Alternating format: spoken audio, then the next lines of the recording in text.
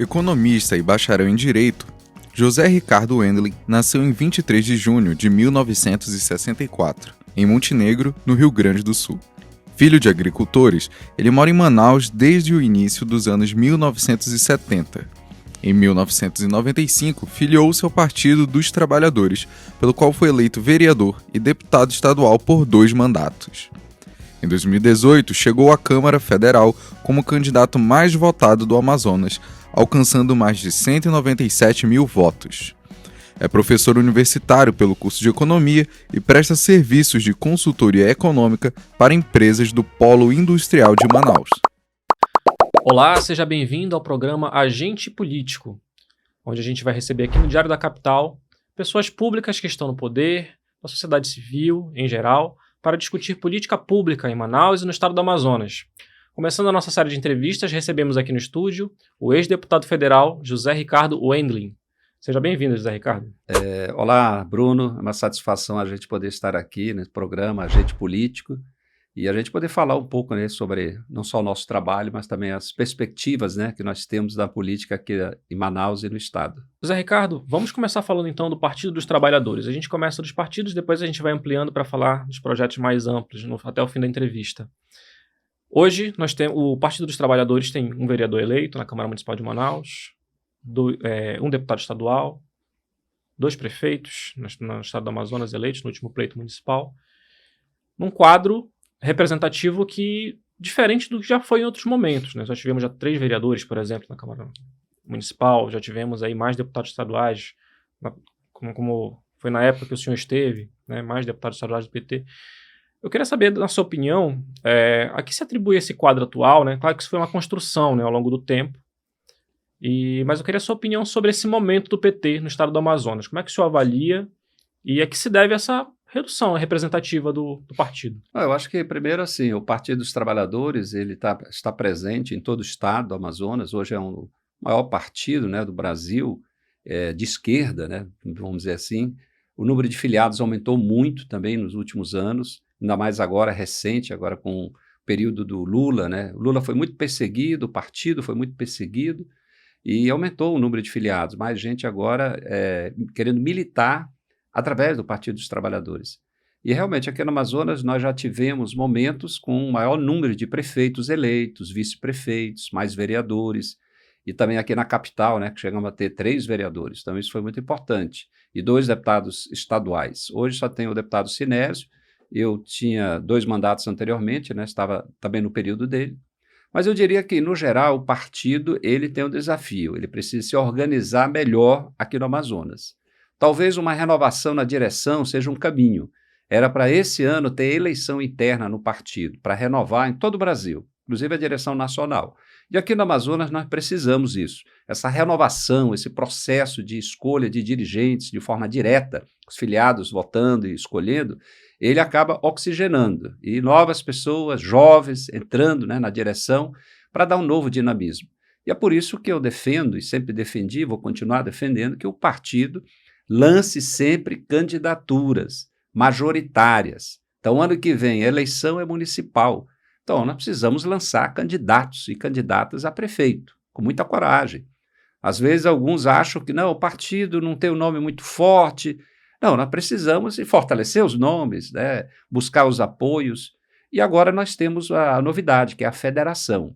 Ela já valeu na eleição passada para deputado federal, nível nacional também, federal, estadual, e agora ela vai valer para vereadores também.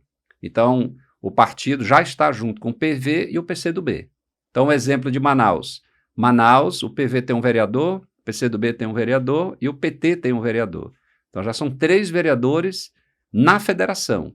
Então, vai ser uma disputa muito grande e o PT certamente vai formar uma chapa competitiva para esta eleição e eu defendo que o PT lance candidato a prefeito em Manaus também. Perfeito. Falando desse quadro, né, falando de federação, falando do campo da esquerda, como o senhor mencionou, ainda que isso não alcançasse a eleição para deputado federal no último pleito, o senhor foi o responsável por catalisar o maior número de votos nesse espectro político aqui no Amazonas, recentemente, né? Seu nome foi ventilado na SUFRAMA, agora o senhor me falou que está na coordenação do Ministério, só para É o Ministério do Desenvolvimento Agrário, né? Perfeito. Sabe que foi um ministério recriado pelo presidente Lula e ele Isso. tem esse foco voltado para a agricultura familiar, os pequenos produtores, para a produção de alimento. No Já estado do que Amazonas, né? no Amazonas, né? Então tem uma coordenação e a gente foi convidado para coordenar esse trabalho aqui no nosso estado. Perfeito. Esse trabalho começou quando? Só para pontuar mais. Não, eu fui nomeado no mês de junho, né? O ministério foi recriado, então a partir de janeiro foi sendo estruturado, né? A nível de Brasília e em cada estado também. Então, no caso, agora aqui no Amazonas, eu estou num processo de organização dessa coordenação que vai se transformar em uma superintendência. Então, vai ter uma presença mais ostensiva do governo federal nesta área de apoio, de incentivo, de assistência técnica, a questão do fomento, principalmente de acesso ao crédito, para aumentar a produção de alimentos, mas a partir dos pequenos produtores, para aumentar a renda e aumentar a oferta de alimentos, para tentar baixar preço também de alimentos, e alimentos mais saudáveis, né? Já que dentro dessa discussão do Ministério você tem a questão da agroecologia, vamos dizer assim, a produção sem agrotóxicos, então, alimentos orgânicos, né, como se fala. Então essa é a preocupação que, aliás, está em sintonia com o projeto maior do atual governo, do Lula, que é combater a fome. E eu acho que aqui no Amazonas é um caminho para gerar renda, oportunidades para milhares de famílias. Manaus e principalmente no interior do estado. Certo. Então, o senhor tem essa ocupação no Ministério agora e tem um claro interesse em disputar o pleito municipal aí no ano que vem.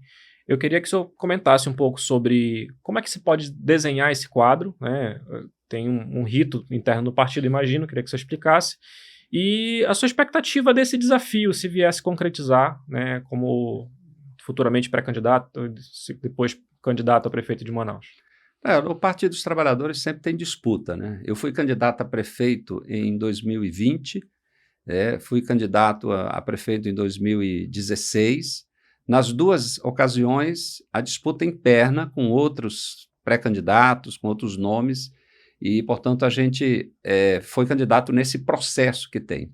Agora, não é muito diferente. O PT certamente vai ter um momento para discutir isso, para definir. Sempre tem grupos que acham que deveria se fazer alianças, no sentido de apoiar outros candidatos, mas a tese principal que eu defendo, meu grupo, e tem muitos filiados, defende que o PT lance candidato. E isso depois, claro, tem que ter agora, a novidade, como eu disse, é a federação. Então, não é só ser o candidato do Partido dos Trabalhadores, vai ter que ser o candidato à federação, porque vai ter que ser negociado com o PV e com o PCdoB, para sair uma candidatura da federação. E nas pesquisas o meu nome está saindo, né? Eu não estou nem fazendo nenhum trabalho mais de divulgação, né, até porque eu não tenho mandato, e a gente está retomando agora atividades também de diálogos com o segmento da sociedade, mas o meu nome já aparece nas pesquisas, né? Então, sinal de que a população ainda nos olha como uma perspectiva extremamente positiva para cuidar da cidade de Manaus, né? Certo. Agora vamos ampliando um pouco mais essa visão e os desafios do estado do Amazonas. Agora a gente vai um pouco para Amazonas, né?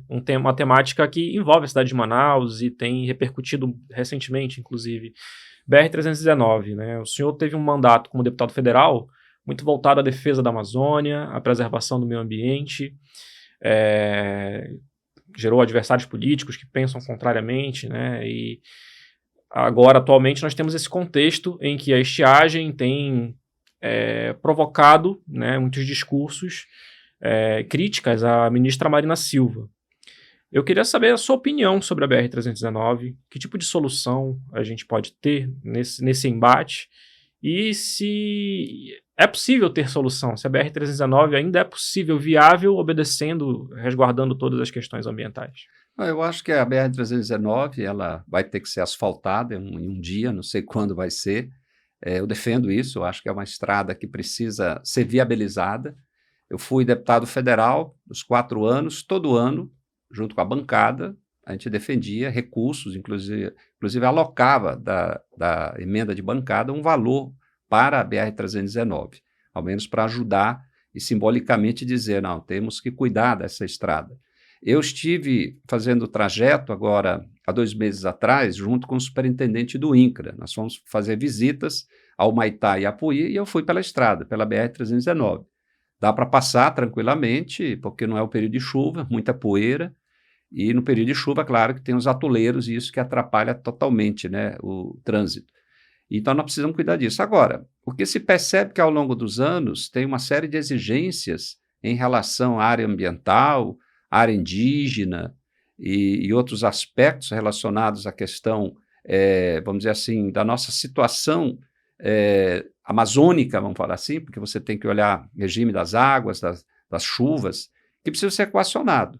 Eu mesmo realizei audiência pública em Brasília para ouvir o IBAMA, para saber, na época, no governo passado, por que então não asfalta.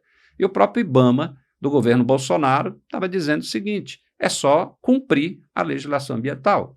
Tipo assim, olha, tem que ter esses estudos, tem que ter essas ações, elas têm que ser feitas, e a partir daí você não tem nenhum empecilho para poder asfaltar uma estrada que já está aberta. Então, me parece que está faltando, muitas vezes, o interesse de quem vai executar. Eu vejo críticas em relação à Marina. Ora, a Marina é ministra agora, e ela foi ministra lá no primeiro governo do Lula. Já são quantos anos, então? Governo Bolsonaro inteiro, governo Temer, ainda pega um pedaço do governo Dilma, governo inteiro da Dilma. Então, só aí nós estamos falando o quê? De 12 anos que a Marina não estava lá. Então, a minha pergunta, inclusive, para alguns senadores e deputados federais, que agora estão de forma muito valente, né, indo para cima da Marina, é por que não foi cobrado, então, do governo Bolsonaro, por exemplo, 4 anos inteiros? E a outra é que eu diria que a cobrança não está ali no Ministério do Meio Ambiente. Tem que cobrar do Ministério dos Transportes, Infraestrutura, né, ou seja, os ministérios de desenvolvimento regional que tratam dessa questão da infraestrutura do país. Porque em outros estados tem estradas também, né, sendo asfaltada, e tem que ter orçamento. Então, eu acho que o foco seria lutar para que no orçamento da União entre recursos destinados a cuidar da BR-319. Esse deveria ser o foco principal, eu diria, da bancada política e da mobilização da própria sociedade, né, para poder a estrada um dia ser asfaltada. Né? Ainda falando desses desafios e circuitos logísticos do Amazonas, que envolvem o nosso desenvolvimento econômico, né, ou potencializar os nossos desenvolvimentos econômicos, o senhor, no seu mandato como deputado federal, sempre falou que dedicou emendas para segmentos de ciência e tecnologia, educação, para que assim a gente possa oportunizar novos modais, novos circuitos e aprimorar cadeias produtivas, né, digamos assim, ou então a própria ciência como um todo, né, encontrar soluções para os nossos desafios logísticos, digamos assim. Eu queria que o senhor comentasse a respeito agora, o senhor não tem mais um mandato de deputado federal, mas tem um governo federal agora à frente, quais são as suas perspectivas do governo federal para o Amazonas, pensando nesse desenvolvimento sustentável, pensando em alternativas econômicas para o desenvolvimento econômico do Estado? Eu acho que esse é um assunto muito importante que você traz aqui, Bruno. Pensar o desenvolvimento regional, o desenvolvimento do estado do Amazonas, diante desses desafios logísticos, as distâncias, a questão dos custos envolvidos, né? Qualquer obra, qualquer serviço tem um custo muito grande, e nos fóruns, a nível de Brasília, sempre se fala desse custo amazônico, então deveria ter sempre uma previsão de recursos a mais para qualquer ação. Agora, olhando ainda na logística, nós temos a necessidade de cuidar do transporte fluvial, que agora realmente nós estamos vendo aí o problema, né, da vazante dos rios, temos que trabalhar, ter ações de prevenção. Transporte aéreo está muito difícil também, precário, vimos aí a queda, né, do avião lá em Barcelos, mas boa parte dos aeroportos não tem infraestrutura ou não tem condições, né, poder realmente de atender para fazer um serviço com segurança. E você tem as poucas estradas. Então, o Estado tem que ter um planejamento em torno disso, de toda a logística que envolve transportes para todas as áreas. Como o próprio polo industrial depende do transporte aéreo e o rodo fluvial, então isso tem que ser algo permanente. Mas você vê, o governo do Estado não tem nenhuma secretaria de transporte para pensar toda a logística de transporte no Estado. Não tem. Então, isso já seria algo fundamental que eu defendo, por exemplo. Agora, em relação à questão da economia, né, que eu sou economista, eu vou continuar sendo uma voz em defesa não só dessa pauta logística, porque tem tudo a ver com a economia, mas de investimento em ciência e tecnologia. O governo Bolsonaro cortou os recursos para pesquisa, para bolsas, cortou totalmente o recurso de investimento para o IFAM, Instituto Federal do Amazonas, e a Universidade Federal.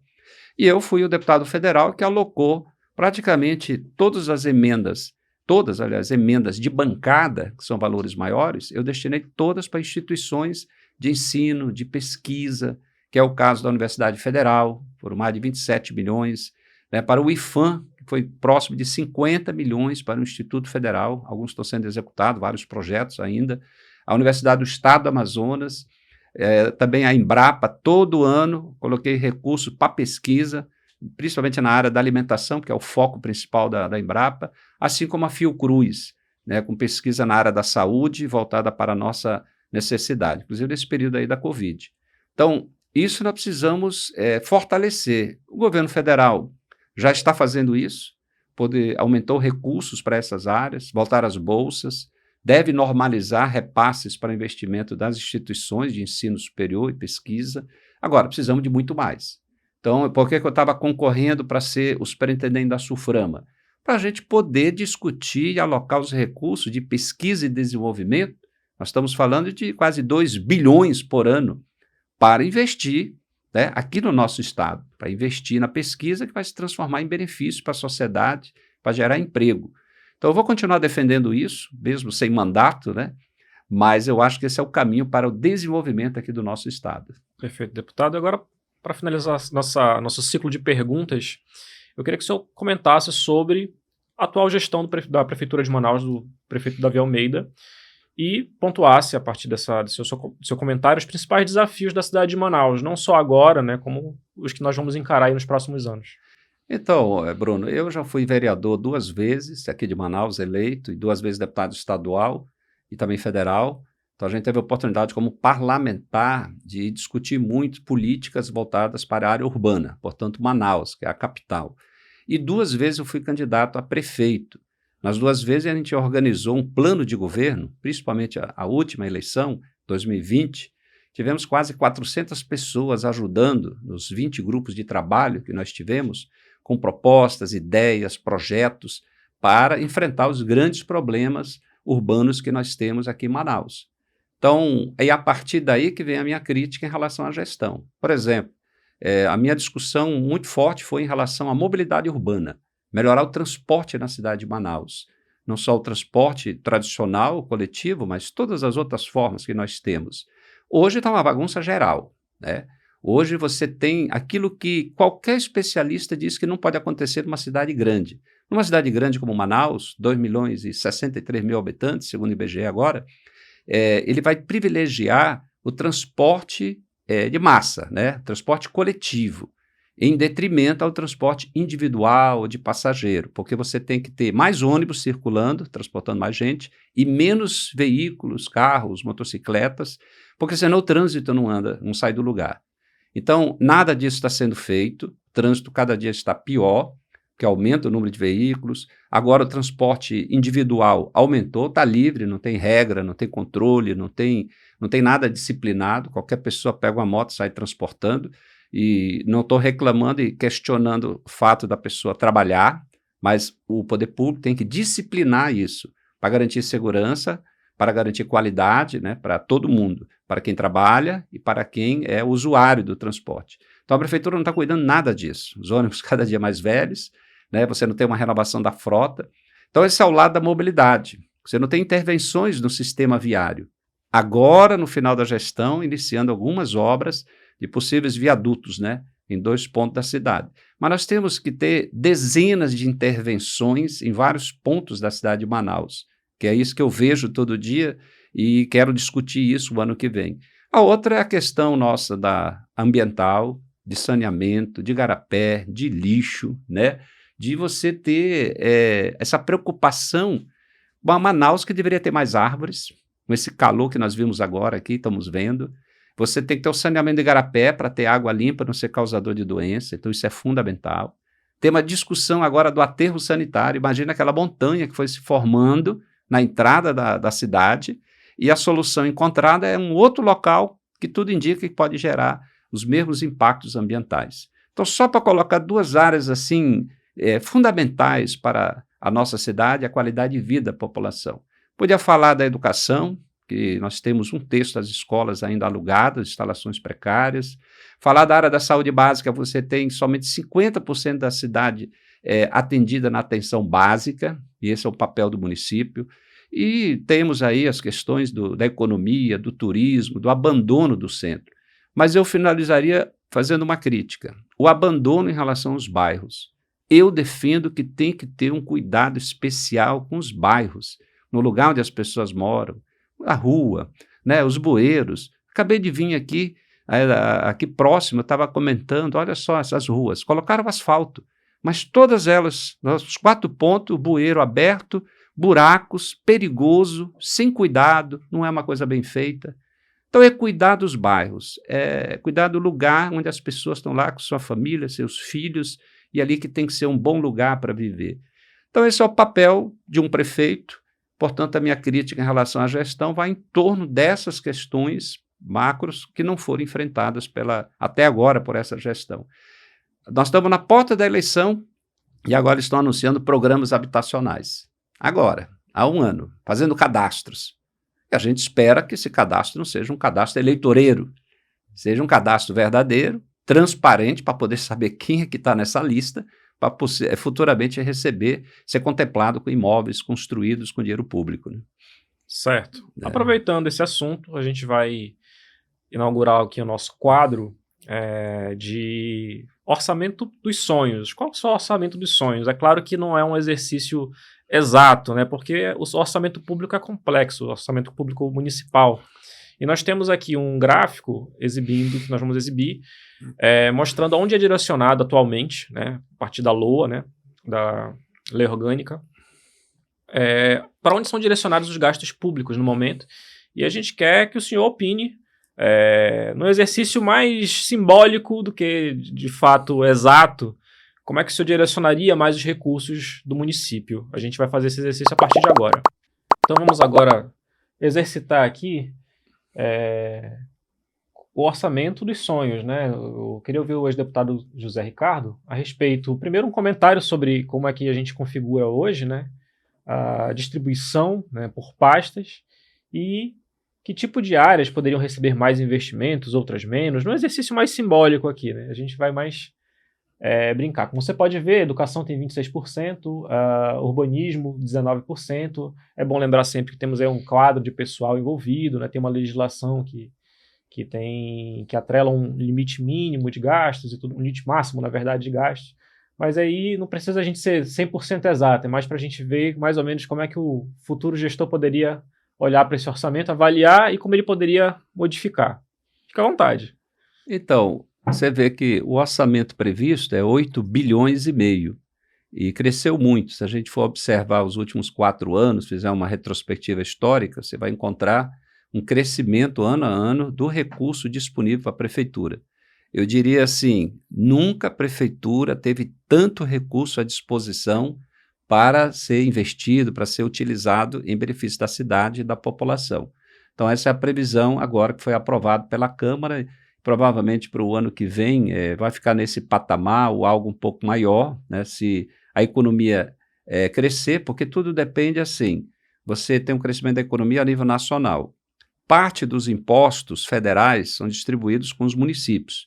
Então aumenta a arrecadação federal, aumenta o repasse das transferências federais para os municípios. E você tem do Estado, ICMS. Então quanto maior o faturamento, a arrecadação do Estado do ICMS, maior repasse para a prefeitura também, que recebe um pedaço do ICMS arrecadado, assim como do IPVA, né, o Imposto sobre os Veículos, a metade vai para o município. E o município tem a arrecadação própria, que é o IPTU, que é o ISS, o principal é o ISS, que pesa mais na arrecadação. Então isso tudo dá origem aos recursos do orçamento municipal. Aqui não está dividido naquilo que seria quanto desse total vai para a despesa com funcionários, pessoal. É em torno da metade, vamos colocar por aí, porque há limite da responsabilidade fiscal. Isso, mas vamos arredondar para facilitar, que é a metade desses 8,5 bilhões para pagar funcionários. Aí você tem uma outra parte que é o custeio. Então, por exemplo, na educação, que é o maior, né, o maior orçamento que tem é da educação, da CEMED, 2,2 bilhões. Então, você tem a metade com funcionários E a outra parte, a maior parte, é para alimentação escolar, material, a manutenção das escolas, é o custeio que se fala. E assim é na área da saúde também, que tem um dos grandes orçamentos, 1,5 bilhão. Então você tem aí a parte do custeio, leva quase tudo. No geral, aquilo que se chama investimento, que seria para construir mais uma escola, mais uma unidade de saúde, mais equipamentos, portanto, a infraestrutura, ela não chega a 10%, na verdade. Por isso que a prefeitura muitas vezes tem que fazer empréstimos também. E é muito comum, cada gestão faz empréstimo. O Arthur Neto fez muitos empréstimos, aumentando a dívida. Às vezes até para obras que não são tão prioritárias. Mas olhando aqui nessa distribuição, eu diria assim, você tem um item chamado encargos especiais e reserva de contingência, são valores altos, principalmente a reserva de contingência, você tem quase 300 bilhões. Você poderia ampliar, por exemplo, recursos para a área da cultura, que tem muito pouco, que eu acho que temos que investir, a cultura gera renda e trabalho. Você tem aí na área um item muito importante para a cidade, que é o saneamento. Você observa que só tem 64 bilhões para saneamento. Eu sei que parte, por exemplo, da área da coleta do resíduo sólido lixo está no urbanismo lá, está dentro de outros itens lá. Mas especificamente cuidar do saneamento para uma cidade como Manaus, isso é muito importante. Eu aumentaria o recurso. Olha só, a área que envolve outro item, desporto e lazer, que muitas vezes você tem para a juventude poucas opções, pouco apoio, aumentaria muito esse recurso, que aliás essa é uma das propostas, voltada para a juventude. Aí entra cultura, esporte, lazer, esse tipo de coisa, além do trabalho. Você vê que o trabalho também é um valor muito baixo, 24 bilhões, quando a gente podia estar trabalhando o estímulo, você tem a questão dos estágios, bolsas, para jovens trabalharem, ter a primeira oportunidade, o primeiro emprego. Então, algumas áreas, a prefeitura ela não está dando uma atenção que deveria, e o orçamento mostra isso.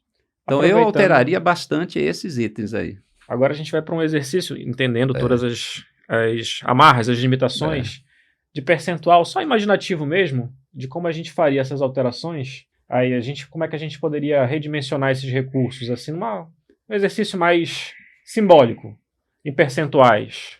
Se a gente for pegar, por exemplo, o caso da cultura, se você aumentar para 1%, nós estamos falando aí de 85 bilhões, na área da juventude ali, do esporte, que eu estava falando, desporto e lazer, esse é super baixo, teria que ser muito mais, 2% no mínimo, para você trabalhar a cidade como um todo, você ter recursos para poder apoiar campeonatos, times, jogos, nos bairros, é isso que eu estava falando, cuidar dos bairros, é você realizar as atividades, as ações lá naquele bairro, e tirar da onde o recurso, porque na hora que você aumenta o percentual, você tem que tirar de outro. Porque aumentou ali para 102% agora. Tiraria da reserva de contingência, Você teria que, ali, por exemplo, é o lugar. Encargos especiais, às vezes isso não está muito bem delimitado, muitas vezes ali é quase como uma reserva também, que você pode fazer algum tipo de alteração,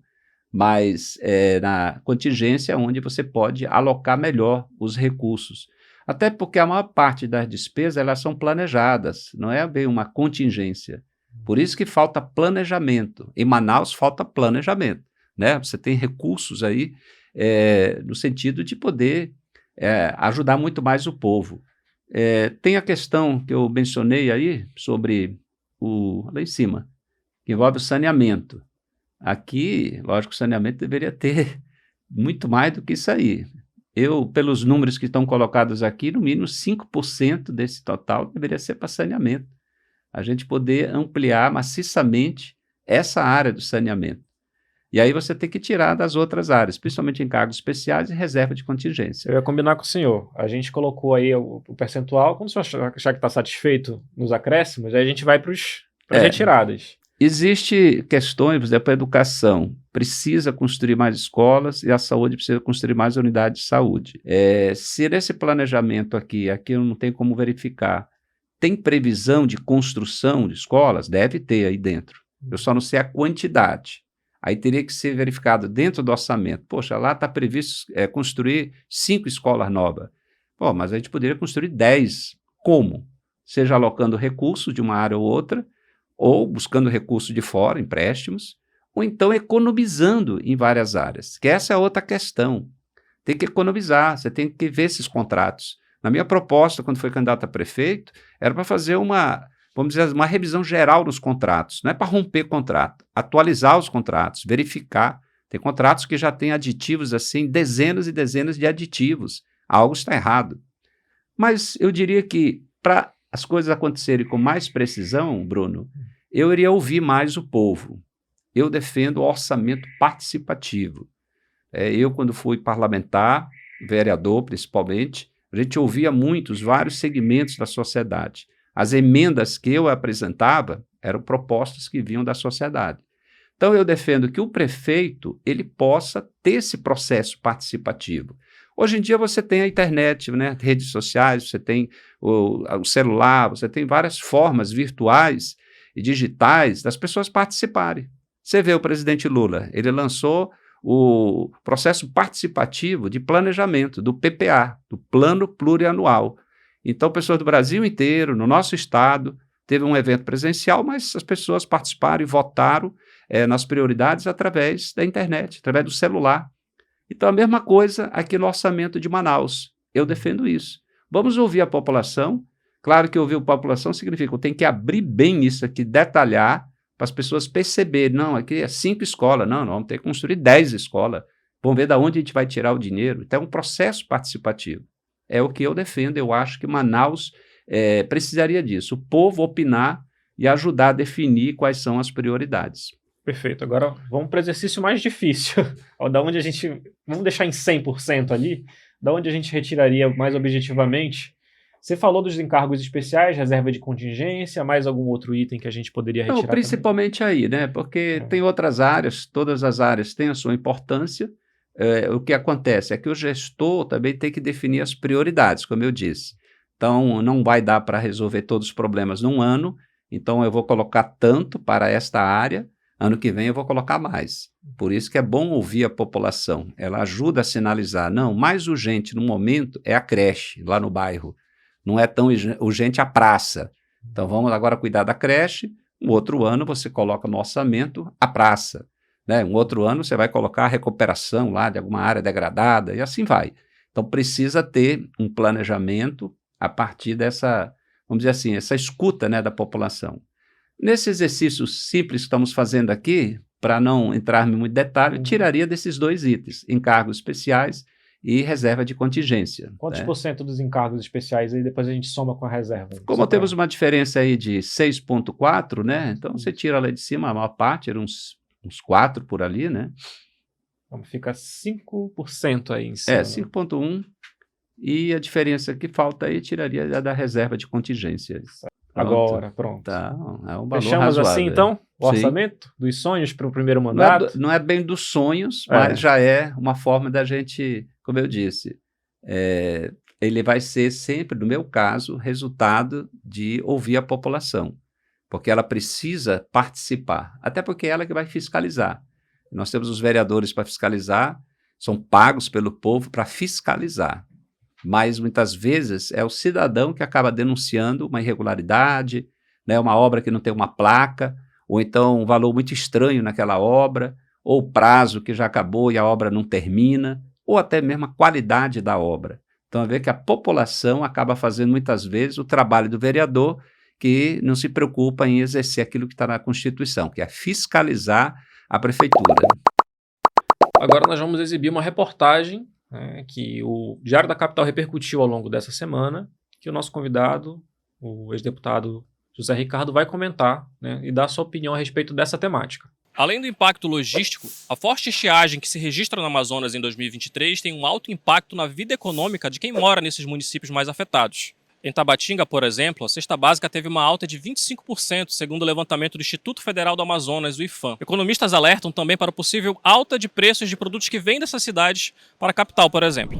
Com o período da estiagem, boa parte da população que depende e vive praticamente do transporte hidroviário tem boa parte da sua economia comprometida, principalmente aqueles que produzem pequenos gêneros alimentícios para abastecer o mercado de Manaus. Segundo o levantamento realizado pela Defesa Civil do Amazonas por meio do Centro de Monitoramento e Alerta, CEMOA, 13 municípios das calhas do Alto Solimões, Juruá e Médio Solimões estão em situação de emergência. Outros 16 estão em estado de alerta e 30 em atenção. Nessas condições, o custo do transporte das mercadorias sofre acréscimos e afeta diretamente no preço final. Boa parte da produção também fica escassa, principalmente alguns gêneros alimentícios que são de suma importância aqui, como a farinha, castanha, banana, entre outros. Isso vai acarretar um aumento no preço dessas mercadorias aqui na capital e também vai comprometer o desempenho de algumas empresas do Distrito Industrial por conta da questão de transporte de insumos que é feito pelo sistema rodofluvial. Então, deputado, queria que o senhor comentasse a respeito dessa realidade, né? Nós entrevistamos o economista Neuler André e ele fala que todo ano tem estiagem. Então, talvez falte política pública para a gente se preparar melhor um pouco, ciência e tecnologia, usar os nossos recursos humanos, né? Nossas cabeças pensantes aí do Estado para pensar soluções para momentos como esse. Queria que o senhor avaliasse na sua experiência enquanto deputado que percorre esse Estado, ex-deputado no caso agora, mas que conhece bem o Estado do Amazonas, que tipo de soluções a gente poderia ter nessa situação? Olha, primeiro o colega Neuler, né, meu colega economista, a gente conhece ele também, ele traz aí a questão bem clara, bem objetiva em relação às consequências na economia. E começando já com a questão dos preços e dos itens fundamentais, que no caso é a alimentação. Você tem hoje a dificuldade do transporte para o interior do estado, até de combustível, né, porque se o combustível não chega, se o que existe hoje no município for insuficiente para a geração de energia, amanhã vai faltar energia e isso tem consequência, inclusive, no atendimento da saúde, dos hospitais. Então, o assunto é muito sério mesmo. Agora, ele tem razão, né, no aspecto de que nós precisamos, e o governo tem um papel de trabalhar a prevenção. Ah, mas é a maior enchente antes e agora a maior estiagem, a maior vazante, né, a maior descida dos rios da história. Todo ano tem, sobe e desce.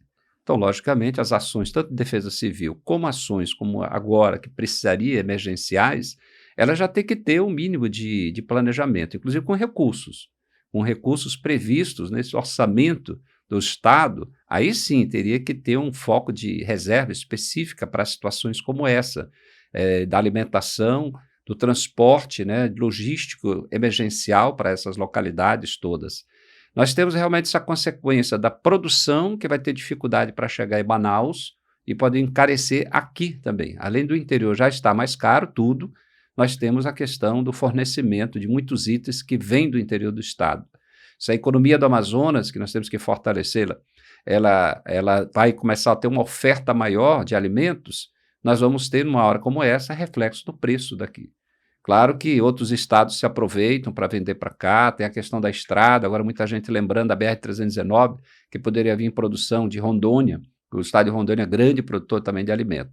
Mas eu vejo que aqui, de qualquer forma, o governo precisa trabalhar isso a partir do que está acontecendo esse ano, num processo realmente de planejamento, com a infraestrutura de apoio logístico, pensar onde são os municípios que mais são afetados, em qual aspecto que é mais afetado, e que, portanto, vai ter consequência na economia.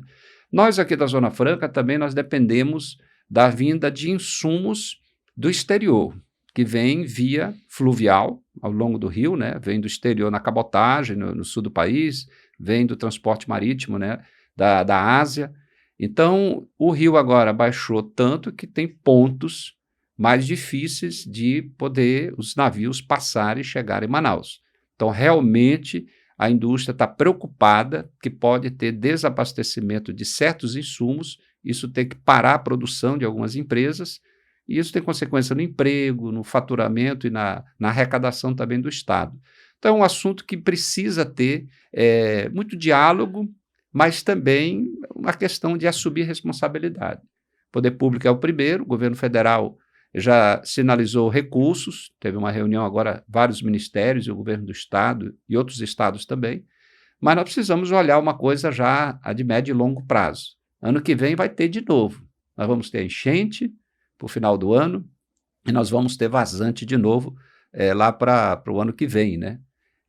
Então nós temos que estar cuidando disso com muita antecedência. Esse é o papel do governo. Até o planejamento, o governo do estado deixou de lado há muitos anos. Então é hora de voltar ao planejamento, voltar a ouvir profissionais que entendem, olhar a questão climática com mais seriedade, ver que o desmatamento tem impactos, né? Tudo que está se discutindo em relação à questão do clima é verdadeiro, porque nós estamos sentindo isso agora aqui, próprio calor. Então, o governo tem um papel fundamental nesse processo. Zé Ricardo, antes de nós finalizarmos, eu queria fazer entrega aqui de uma lembrança, um presente simbólico aqui do Diário da Capital, né? Agradecer a sua presença. Vou pedir para que o senhor abra, é um presente aí que tem toda uma questão nossa e espero que seja útil também. Tá fácil? Vamos abrir. Olha aí, viu? Preparada aqui. Essa caneca, ela você pode até exibir aqui no nosso monitor. Ela é uma caneca especial que, à medida que você enche, ela vai aparecer o nosso logo, né, do Diário da Capital. Olha só, interessante. Muito bom. Vamos uma técnica fazer a especial experiência aí. hoje mesmo. Aí. Valeu. Perfeito. Deputado José Ricardo, eu queria agradecer a sua presença. Queria que você também fizesse as suas considerações finais, já que a gente teve uma boa entrevista aqui, mas fique à vontade, agora a palavra é sua. Primeiro eu queria agradecer, Bruno, a você e toda a equipe aqui também, aqui por esse programa importante, Agente Político. Eu acho que eu ouvi os políticos, quem está na discussão das questões do nosso Estado aqui, é fundamental. Desejar sucesso aqui, né, toda a equipe do Diário da Capital. E, ao mesmo tempo, dizer assim, da minha parte, eu continuo na política, ano que vem estarei candidato, né, estaremos participando do processo eleitoral, discutindo os problemas, soluções dos problemas da cidade de Manaus. Eu vou continuar ouvindo as pessoas, fazendo a minha prestação de conta na Kombi, como eu faço toda sexta-feira, lá no terminal de ônibus, conversando com a população e recebendo sugestões e ideias para a gente defender, seja no parlamento, seja no executivo. E nesse momento estou também cumprindo a missão do presidente Lula de ajudar, através do Ministério do Desenvolvimento Agrário, na produção de alimentos, para gerar emprego, para enfrentar fome, para criar oportunidades para o povo aqui do nosso estado. Então, agradeço a oportunidade e vamos estar sempre à disposição e convidar as pessoas a continuar nos acompanhando nas redes sociais. Estamos lá no Twitter, também no Facebook, Instagram, que é o Zé Ricardo AM. Então, agradeço as pessoas que continuam carinhosamente nos acompanhando e mandando sugestões e ideias também. Esse foi o Agente Político, o programa de entrevistas do Diário da Capital, que vai sempre trazer uma personalidade, um personagem político do estado do Amazonas, da capital, aqui na cidade de Manaus. Fique atento nas redes sociais que semanalmente o programa vai ao ar às terças-feiras. Até a próxima.